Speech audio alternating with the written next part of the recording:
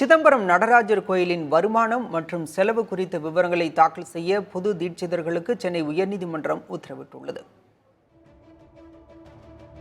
இந்து சமய அறநிலையத்துறை ஆணையர் உயர்நீதிமன்றத்தில் மனு ஒன்றை தாக்கல் செய்தார்.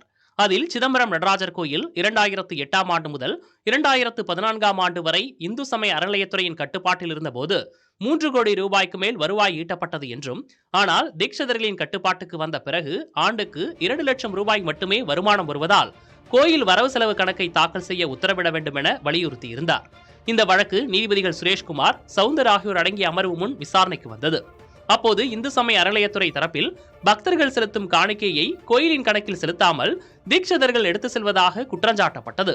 பொது தீட்சிதர்கள் தரப்பில் தங்கள் கட்டுப்பாட்டுக்குள் கோயில் நிர்வாகம் வந்த பிறகு உண்டியல் அகற்றப்பட்டு விட்டது எனவும், பூஜை, அர்ச்சனை மற்றும் தரிசனத்திற்கு எந்த கட்டணமும் வசூலிக்கப்படுவதில்லை என்றும் வாதாடப்பட்டது.